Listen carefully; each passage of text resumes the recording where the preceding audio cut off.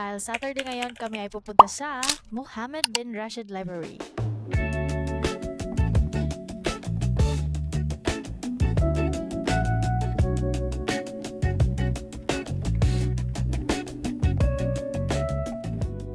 Happy Saturday, everyone! Welcome to another documentation of my life here in the Emirates. Ang destination sa ato ang laag karon kay ang Mohammed bin Rashid Library, and dugay ra jud kay namo ning gaplano nga adtuon, and finally karon kay mahitabo na jud siya, and napa jud ko'y +1, which is ang ako ang bana, diba? It is so exciting. Uy, sobrang ano ng hangin, ang lamig. Sarap kaya? Kaya naiihi ako. Ay, karon pag yun na layo pag yun mi sa kabihas na. Well, gabaktas mi padulong sa library, grabe gyud ang kainit sa adlaw, guys. Mamaak na gyud sa panit. And nakita ninyo ni kani nga mga boat, mo na siya ginatawag na Abra. A few steps na lang kay maabot na gyud mi sa library, kay nakita na nako ang signage kanang orange and gray. Pwede kayong mag-rent dyan ng Karim bike. Pila ka minutes of walking kay naabot na jud mi sa Bin Rashid Library.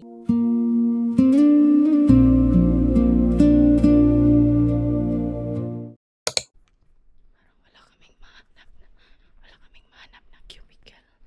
I don't know where. Shh. Hoy. Katong nakasulod na mi sa library, kay naka-encounter mig isa ka problema. And that problem is, ning adto mi sa 6th and 7th floor, wala na'y available na cubicle. Which means, occupied na sa tanang mga students or mga nag-study dito ang mga bookworm pod. I think that's a good problem. So, ang among gihimo kay ning baba mi sa ground floor, and I think periodical library ni siya na area, and dito mi nakakita og mga available na chairs. Dili jud ka ma-worry pag naana ka sa sulod, kay daghan kay silag mga socket nga pwede nimo ma-chargean. The only thing na dili allowed inside is food. Pwede kang magdala og water, but food you cannot.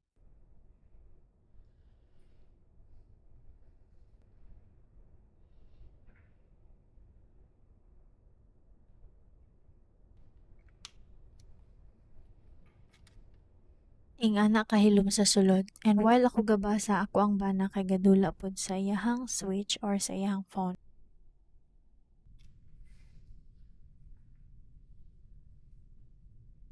It's already 7 p.m. and medyo gutom na po jud. So we decided to go to Burjuman after this para makakaon na lang po mi diriya. Para naguli sa balay, wala na mi himuonon, but mag-rest na lang.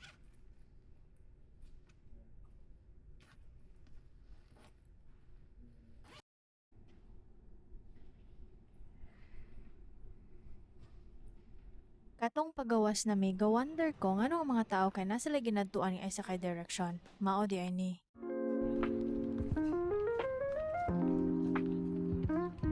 Ay, ang ganda.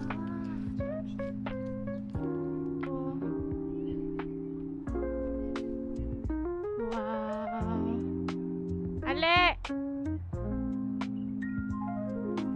Wow.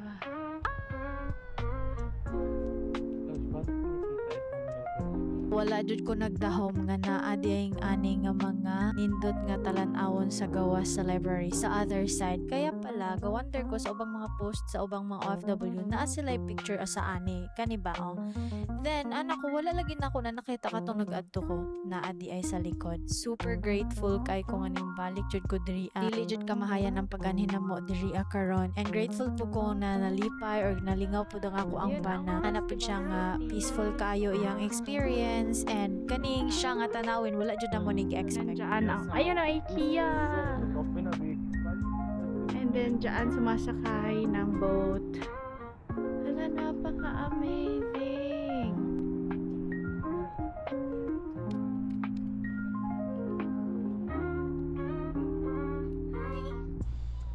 Say hi. Say hi. Say hi. You said hi.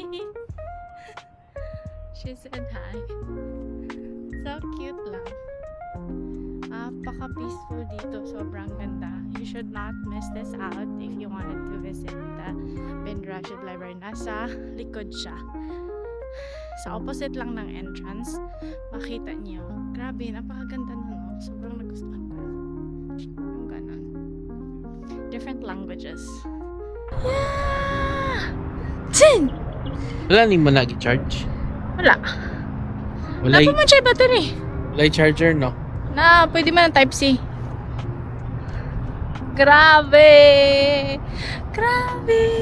Thank you, love, sa pag-uban na ako today. And it became our experience together. Maulaga.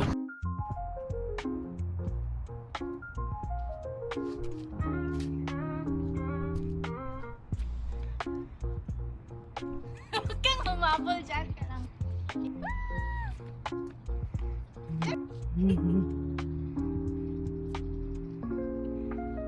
Okay, come here, please. May babasahin tayo.